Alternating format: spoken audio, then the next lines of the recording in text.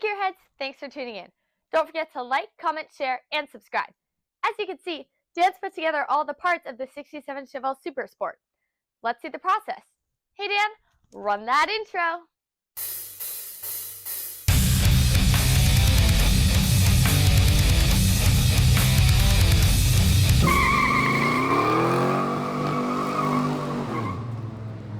All right, guys, we got the 66 out of the garage. Been driving it around this morning and having some fun. So we are going to get going on the 67. First thing to do is empty out that interior, show you what I got. I will uncover the engine also if you have not seen that.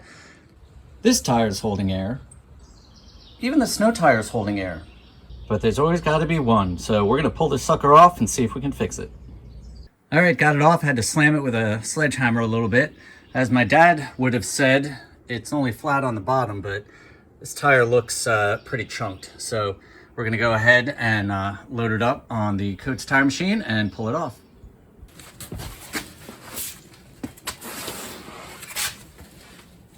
All right, first thing we gotta do is break this bead.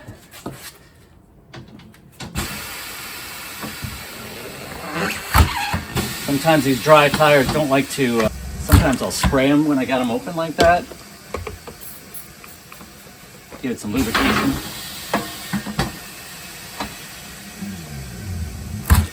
All right, that actually came off a little bit easier once I turned off the camera. Of course it did. And I'm no expert, but I think I know why this thing was leaking air. It's got a couple of spots where it's just completely trashed. So let's go ahead and get it on the table and get this tire off. There you go. Sometimes it works, sometimes it doesn't.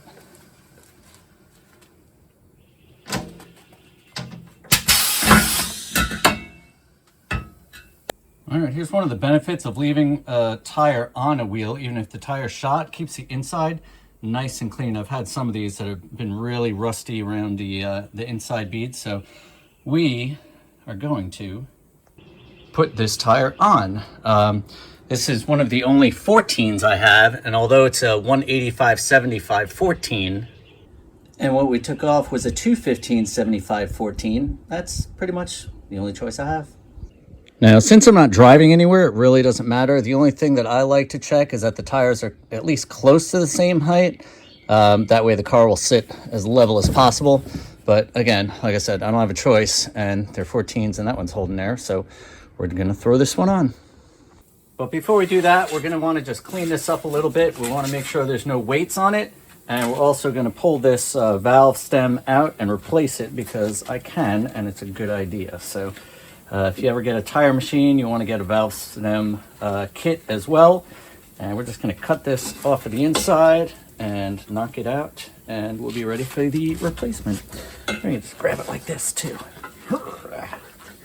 Any way you can get it out, doesn't really matter. There we go. Get that off the outside, pop that off the inside. And the new one just comes up from the bottom, and we're going to thread this pulling tool on. It usually goes on nice and easy. You want to thread it on all the way so you make sure you don't ruin those threads. And we're just going to get it close to it, and then we just pull it up like that, and it is ready to go. So I'm going to clean this rim a little bit more and make sure she's ready to go.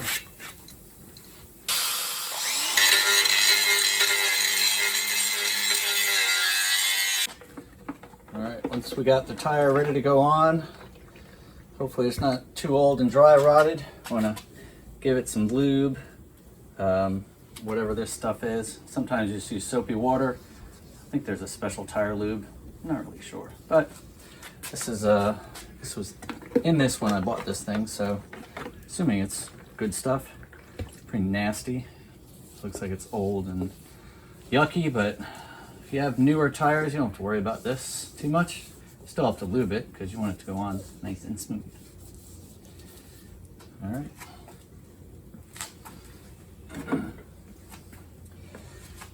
If you have directional tires, you want to know which side you're going on. But basically, we're just going to do the opposite of what we did before.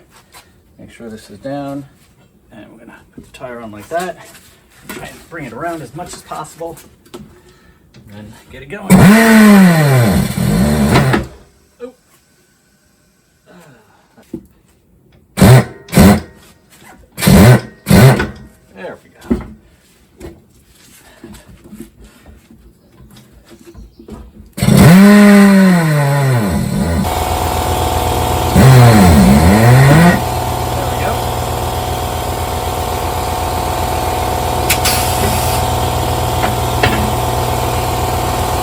Now before we can seat the bead, we want to take the valve out, the valve insert, and this special tool here. And you can see it just pulls that out, allows for more air to get in there quicker to seat the bead. Of course, all the air is going to come out because the valve's not in it, but then you can put the valve back in to make sure your tire pressure is right. Air inflator.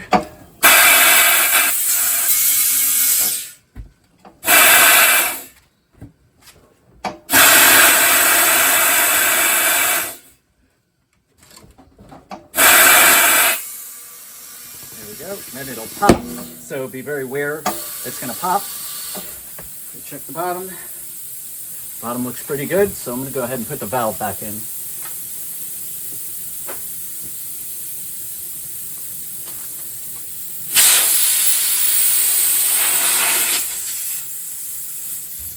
Hopefully you don't lose too much air.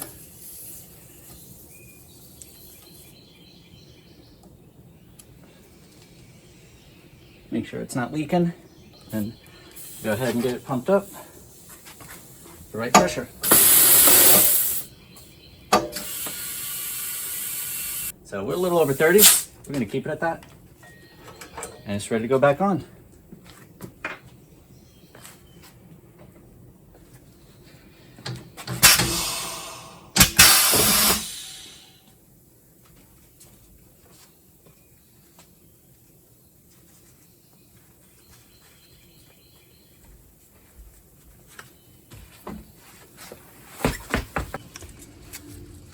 Looks like this thing is going to need brakes, so whoever buys it, be aware that these shoes are going to need replacing.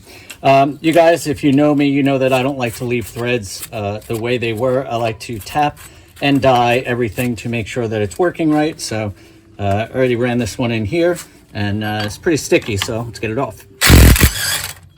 And it comes off a lot easier. So I'm just going to chase the threads on all of these. I only have the 2 lug nuts, so we'll kind of start with that. But if I can chase the threads on the rest of these, then we'll be in good shape.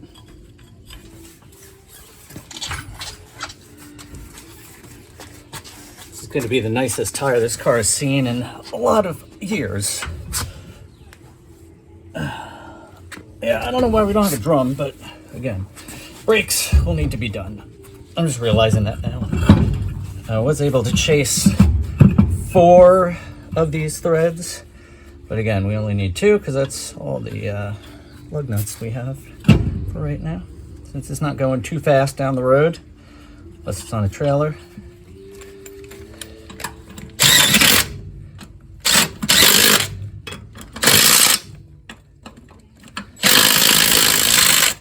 There you go, torqued perfectly. All right, let's let it down, see if it holds.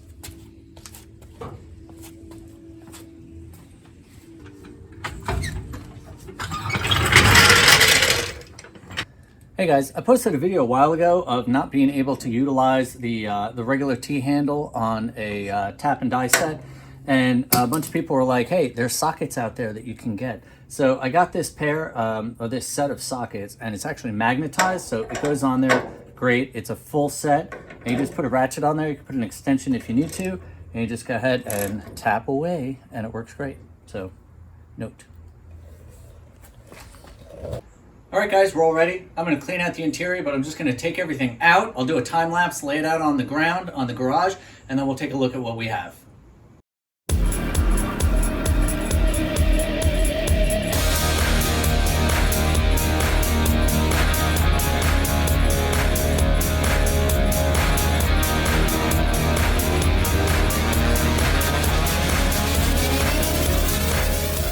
Here are all the parts that came out of it that I brought home. So I do have 2 taillight buckets with lenses and bezels. There's a bunch of window channels, and there's a window regulator in there.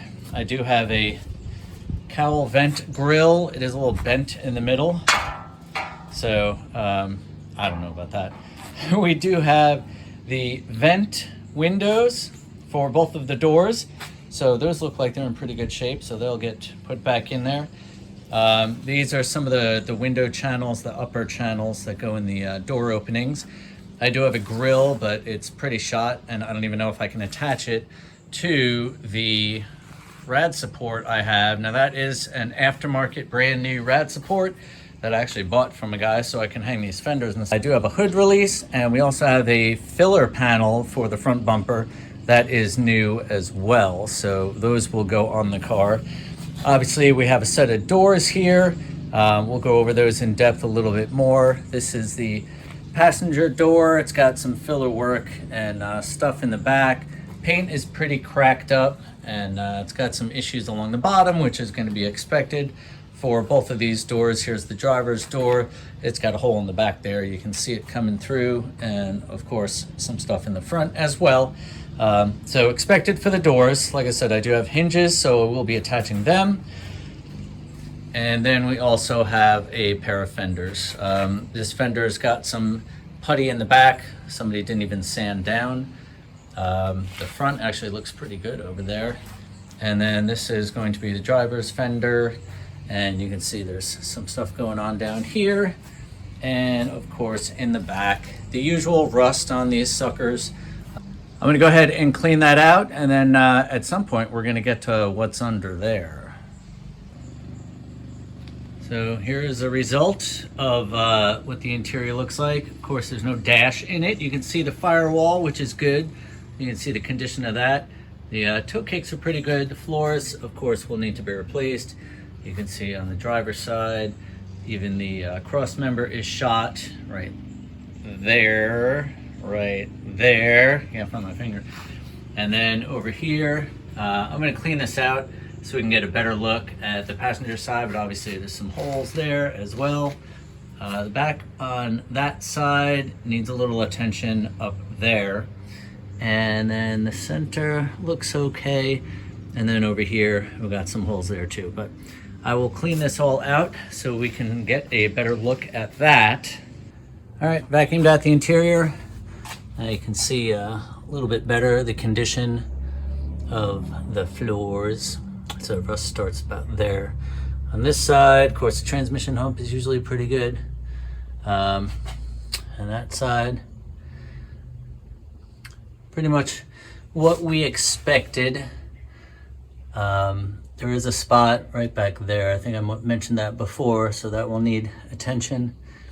And then the back here. So pretty much full floors, but it is cleaned out. I'll point this out a couple times, but this is the driver's side quarter panel. It's got some issues down here at the bottom. Now this does have a trunk lid, and it does latch, but it does not have the hinges attached. So we're gonna do that later, but for now I'm gonna pull this off so I can vacuum this out and show you what the trunk floor looks like.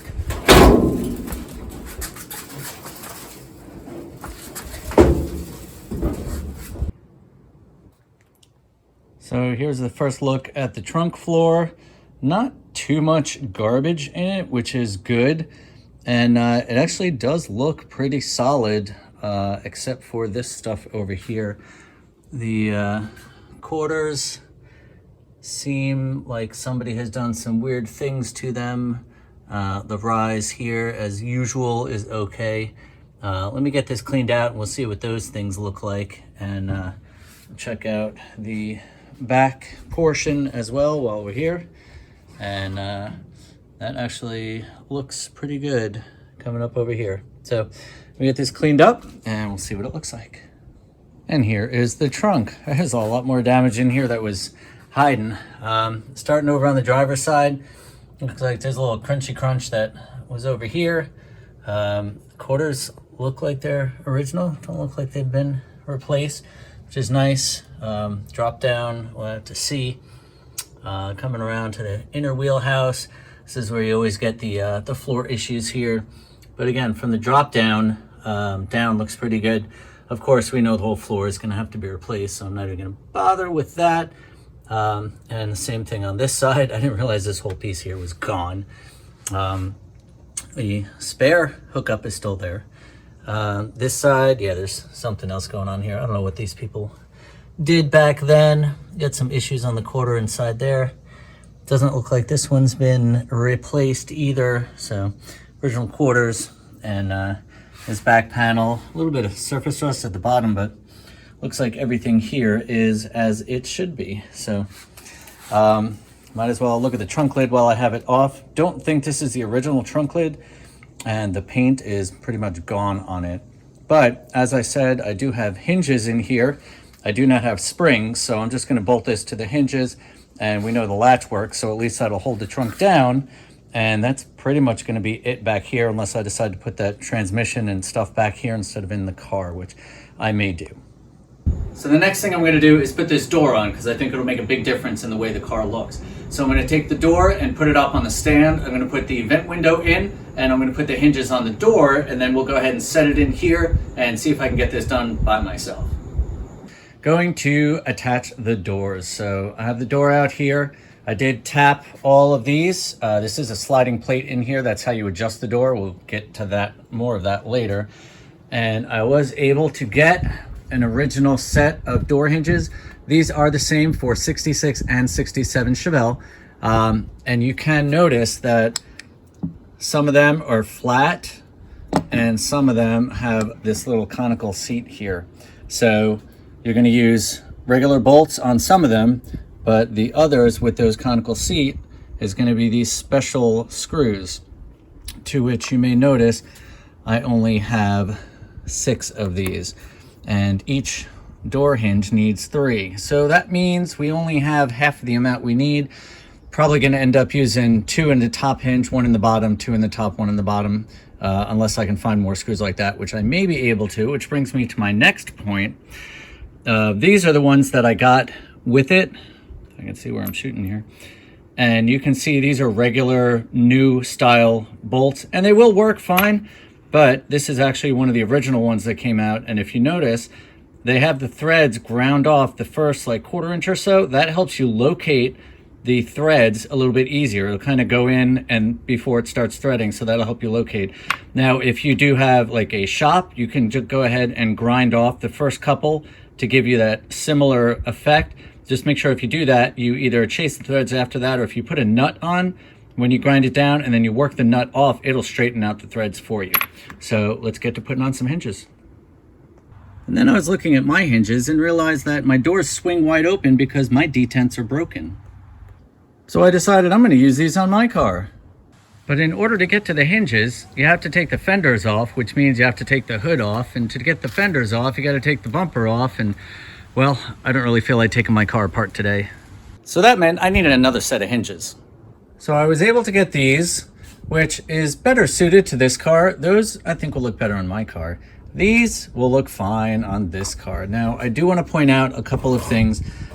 These are damaged as well. They did come with springs and screws and bolts and things, so that is awesome. This style I found out is correct for 66. This style, this is a later model, but it would be like this plate in this size. That is correct for 67. So their holes are the same in the way they bolt on. So either of these will work on 6 or 7, but 67 kind of look more like that. So I did find that out, so that's information for you. These, the lower ones are the same for both ears. Now I do want to rant for a minute. I hate to rant, but I have to because I just want to let you guys know something. When I realized I needed another set of hinges, I didn't see any on eBay or Marketplace or Craigslist, so I went on to Facebook pages and the groups that I'm a member of, Chevelle groups, Chevelle parts groups, 66, 67 Chevelle groups, things like that. And I put up a post saying I'm looking for a set of hinges for a parts car. Just need them to work, don't need to be pretty, don't even need to work correctly, they just need to go on. And what I found was I got a lot of responses from people, and I got a lot of pictures. People like, hey, here's the set I have, send me some money, or, you know, pay me for shipping or whatever. And when I realized as I was looking through all of them, I got a lot of responses, so that was awesome. I started putting them all on a list and looking at the pictures, and there was multiple posts from different people with the same pictures. So I did a reverse Google image search and found that picture on eBay as a listing. And it kind of made me wonder, well, neither of those guys that sent me the picture are the eBay guys, so they must just be taking that picture and trying to get money out of me. Now, I did notice a couple things with these scammers. They're very pushy. They will not let you go. They will respond very quickly. They will keep you talking. They will try to get your phone number. They will give you a WhatsApp number. I even told one of them, I'm not sure I believe you have these parts.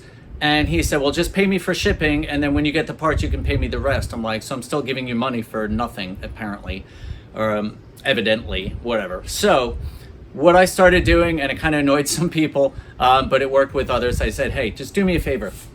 Take a picture of you holding the part with your face in it so I know you really have this part and I can feel good about sending you money. Now, obviously, these I did get, so the guy was willing. He took a picture of himself with one of the parts. I knew he was real. I sent him some money. The other thing with that, obviously, if you are sending somebody money, make sure you know who they are and that they're real. If you're not sure and you really want to buy the part, make sure you do it either through PayPal with business or some way that it's protected. You're not just giving them money, you know, through Venmo or something like that, or Cash App, or some way that you can't get it back if you do not get the product. So, end of rant. Let's move on. Before I put the door on, I just want to do a quick little walk around to show you the condition of it. Obviously, the bottom is going to need attention. I do believe they make these sections, so you just take the bottom, whatever, 4 or 5 inches of it off and replace it with the new unit, then you should be in good shape. This corner does have a little bend on it as well, but the rest of the door looks good. The inside shell here is all very nice. And the top, well, top is fine, and you'll be able to see that when you come look at the car to buy it. And it does have a mirror as well. Yay. Now, before we can hang this door, there's a very important high dollar alignment tool you need.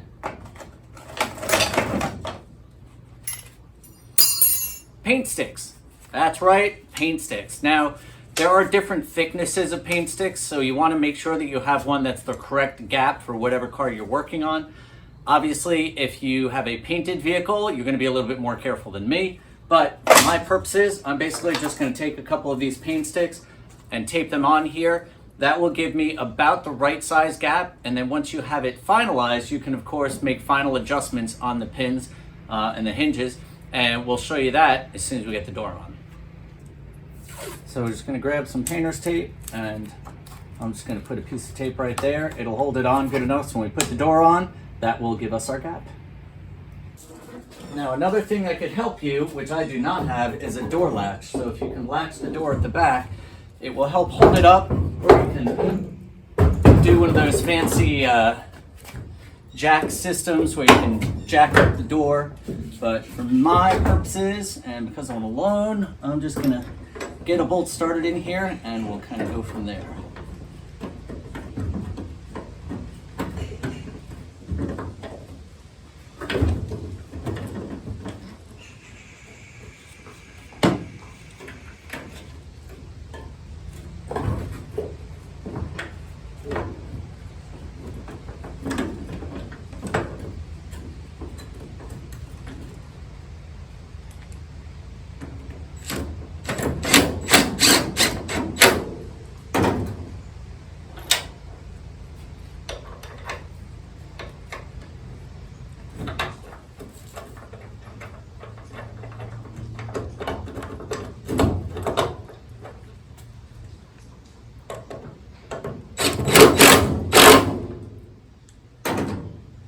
And just like that, we have a door on the car. So the gap is actually not that bad for a door that doesn't belong on a car.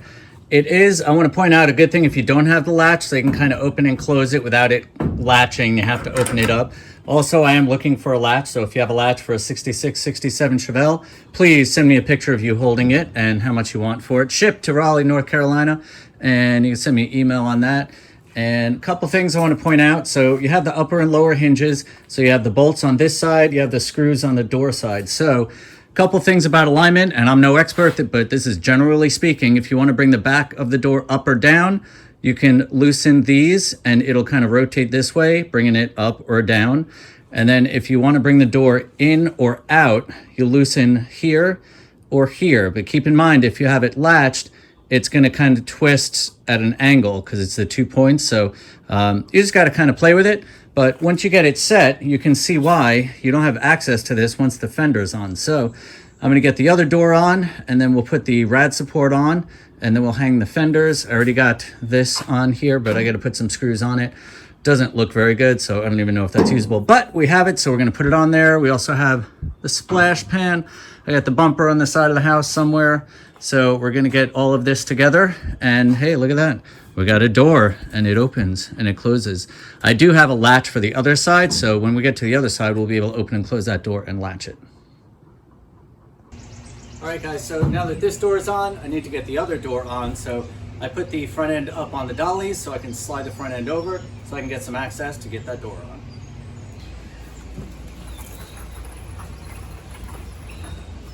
That should be enough.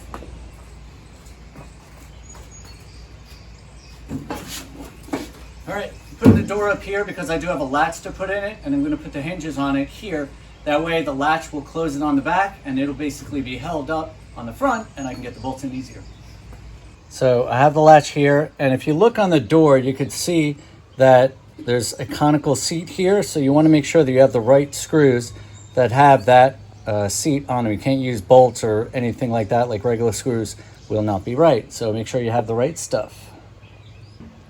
And just kind of make sure you put it in the right way. There's 2 screws on one end and 1 screw on the other end, so it's kind of hard to mess it up. Make sure it's all working okay. And we're just going to slide it in here and line up the holes. That's pretty much it. Always starting by hand. Make sure they're not cross-threading.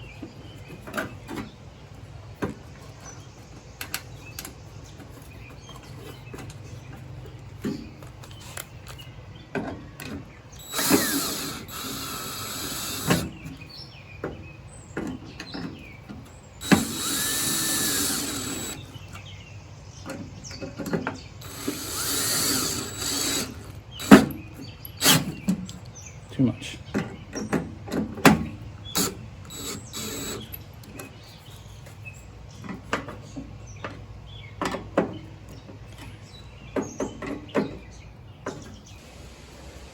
So the hinges can pretty much only go one way. You'll see the outline of the bolts, and this one, how it fits in there only.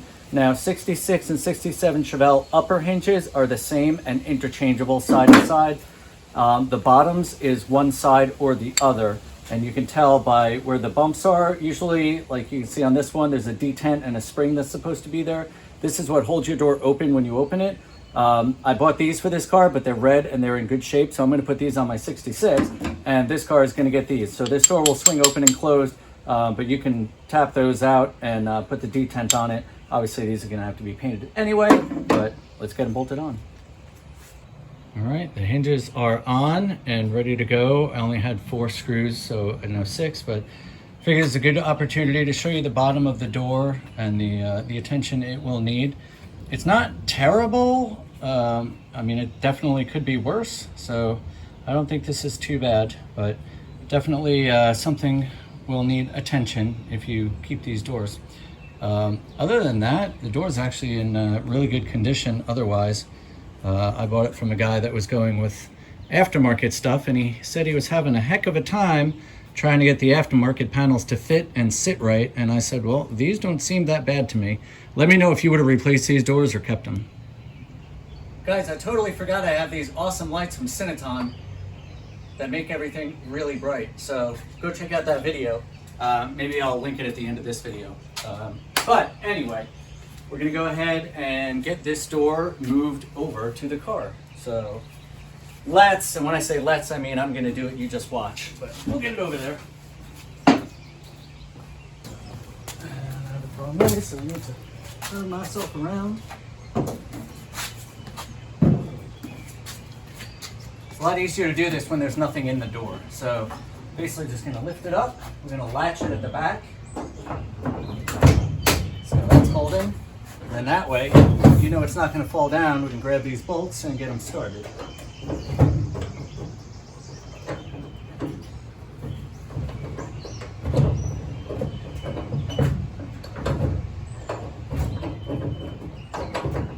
Easier said than done. And once you can get one of these started, it's good to have a pick or something that you can kind of move it around. It'll help you line it up so you can get the other 2 bolts in, well, the other 1 bolt in, and then once you get 2 in, the third should be pretty easy.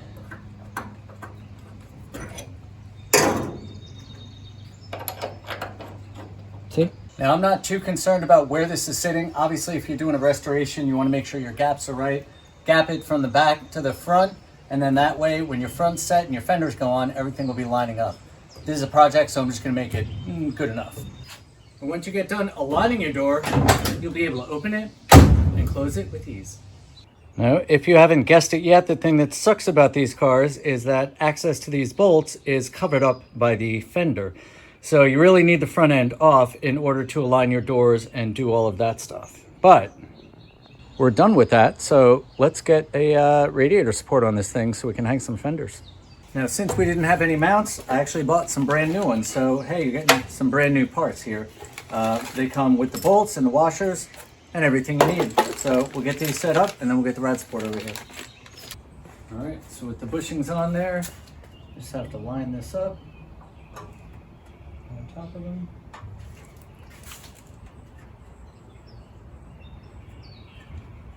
Make sure it's seated in there right.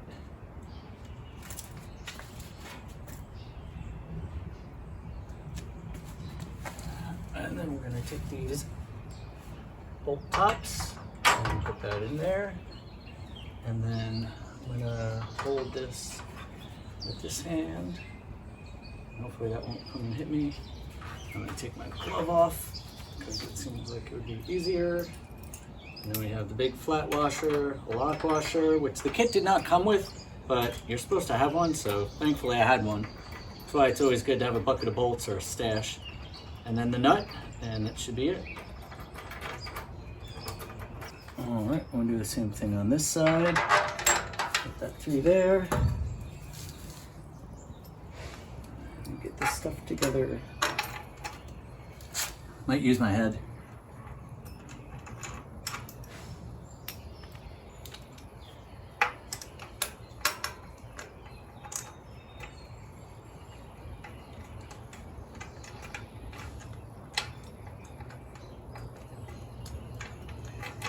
There we go.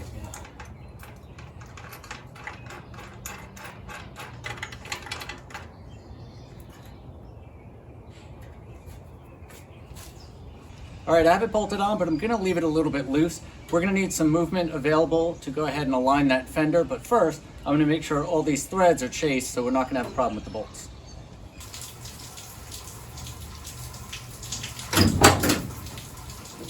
All right, let's see how easy it's gonna be to get this fender out.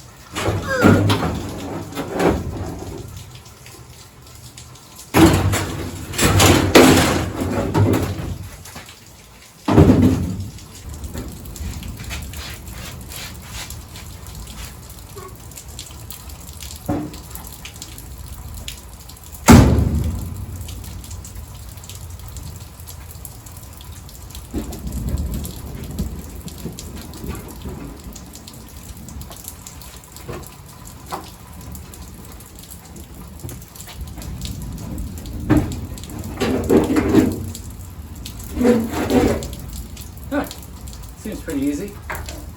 Start with the bolt up here, because we know this one will thread in. Then we'll get this one up here, which is why I wanted to leave this loose. Put it right here, and get this in here.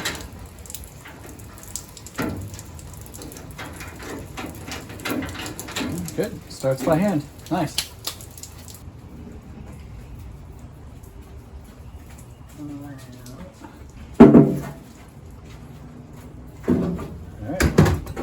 Excuse you.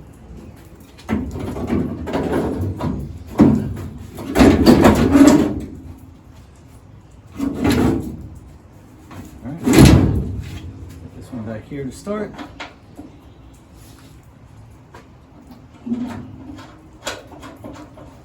This one seems to be fitting better than that one.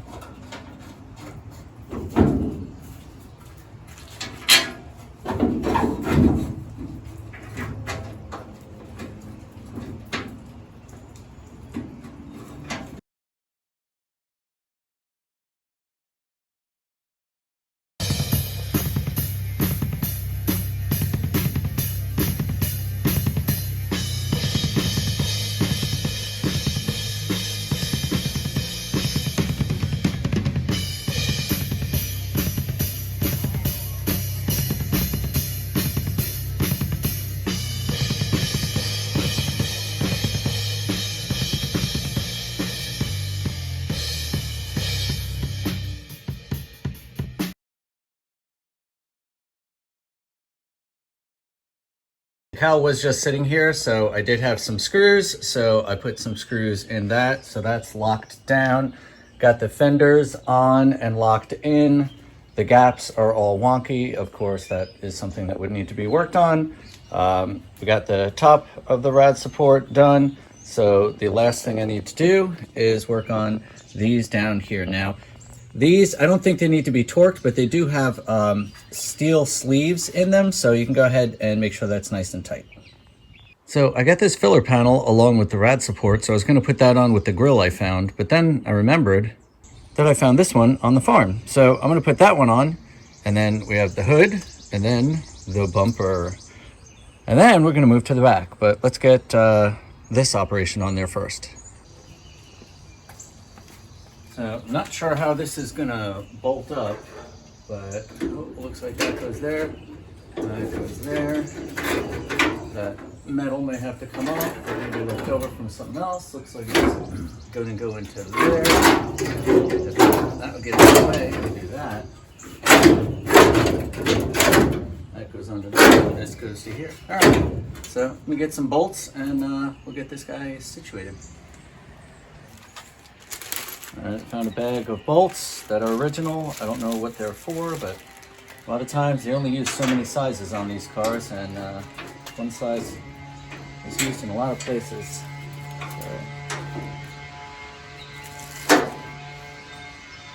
See if we can get that to work.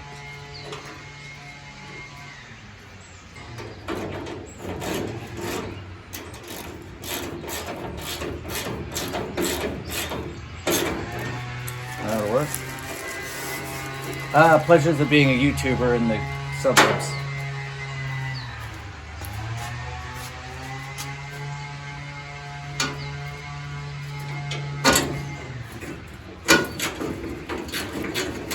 Well, it's looking better already. And I think I'm just going to put the third bolt down here, and we'll call that good enough. All right, let's get this hood.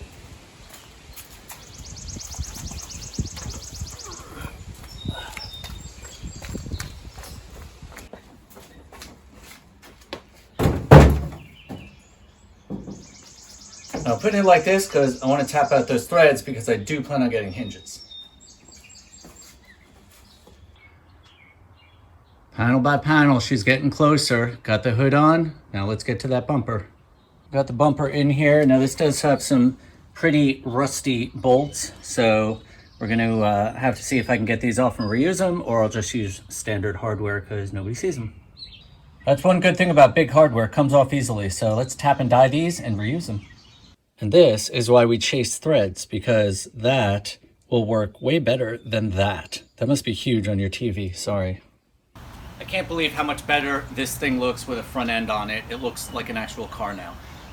So a couple last little things. There is one thing I don't have, well, two things. I don't have hood hinges or a latch on it.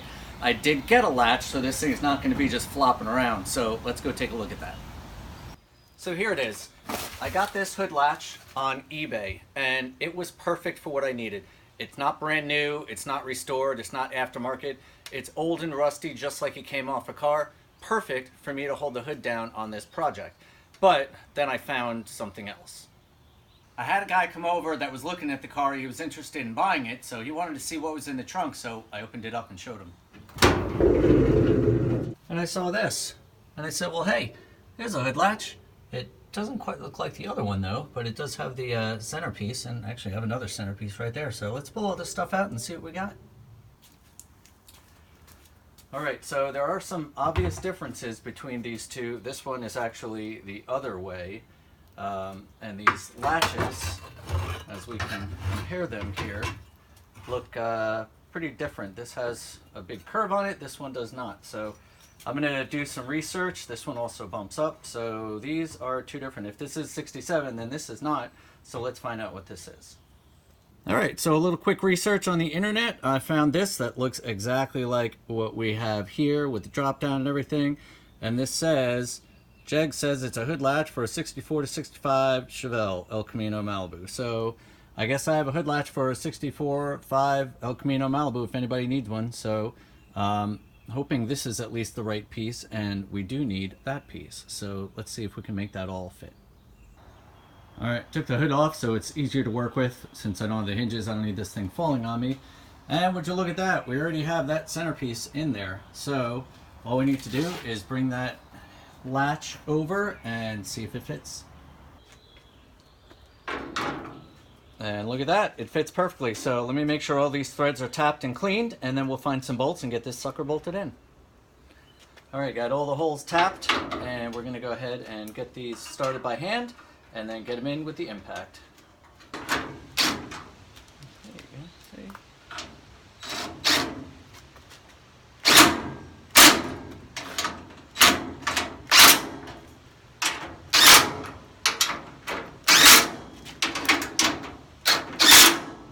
All right, now that's on, I can put the hood back on and it should be held down tight. But there is one other thing I have not done that I want to do before I get to that. I want to see if this engine is seized up. Now I know this is not the best way to do it, and I'm going to be very careful not to strip this out, but if it moves at all, it should move at least one way or the other. It does not have all the spark plugs in it, so let's see what happens. Start the easy way. Got nothing there. Let's come this way. It does look like it's not moving.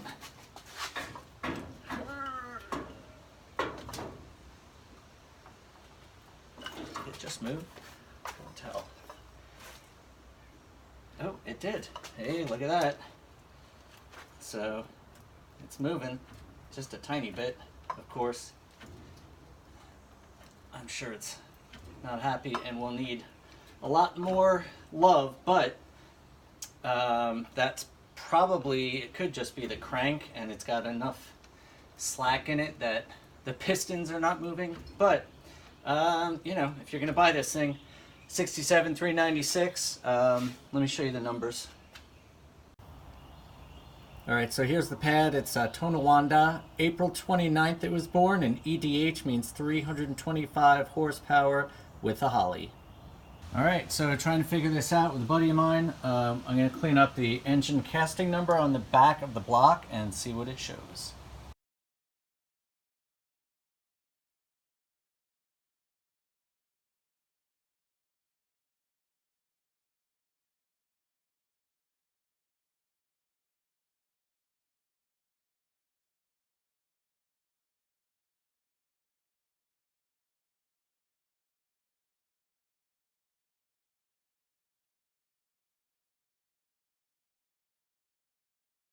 All right, let's see if this is lined up.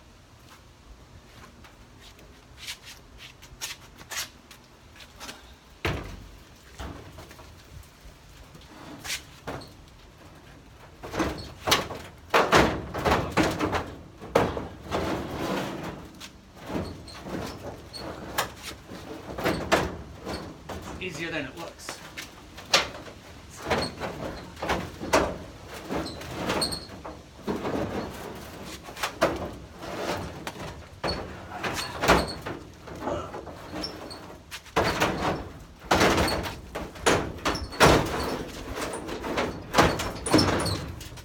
All right, that went well.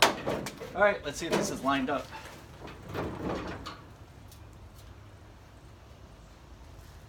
This comes down here. Oh. Well, it kind of fell forward, but it won't fly off. On our way to the back, I stopped at the door and remembered the vent windows for the doors are in the trunk. So might as well put those on too, right? All right, so here in the trunk are the vent windows, and I do have hardware on them already because we did that when I was working on the doors. So let's get these out and get them put in.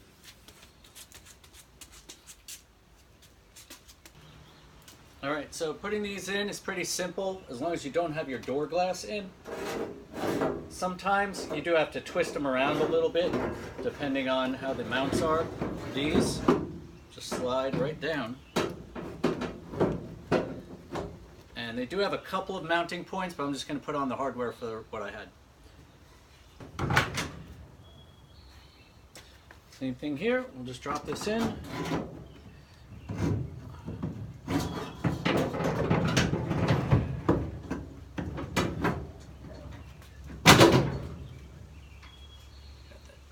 front. And this down there. All right, so the back of the car, as I said, I do have taillight buckets, and they are correct for the car, so we're gonna put these on. Now, before I put this taillight bucket on, I did just want to show the condition. This tail panel is probably gonna need to be replaced, or at least some attention given to this. Looks like somebody may have re-welded it, probably when this quarter went on, so it's pretty boogered up right here. And this is the passenger side. It does look like the original quarter, so it's good up here, but down here you do have some rust and some issues. This is going to be covered up when the taillight bucket is here, so if you guys know me, I show you everything about the cars because it is for sale. All right, so with that out of the way, we can slide the taillight bucket in.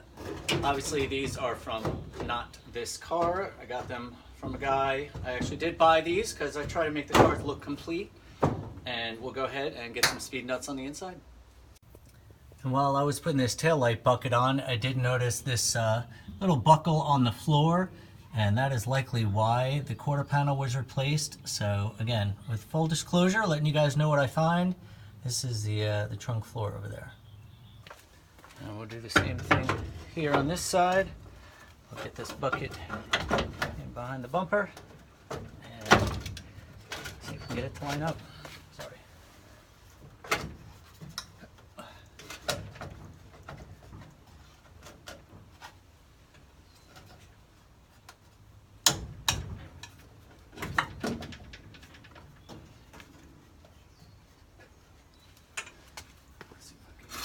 Works this out just enough to get it down there. There we go. Now I don't have to take the bumper off. So with the taillight buckets on, the vent windows in the doors, and the hood latch on that you can't see, I'd say I think I'm pretty much done. So the next video is going to be me getting this on the trailer, bringing it to a parking lot, doing a full walk around to show you every little inch of this car, because it is going to be for sale. So be sure to tune in for that. Make sure you're subscribing, like, comment, let me know what you think. More videos are coming, but until then, stay positive, keep on wrenching.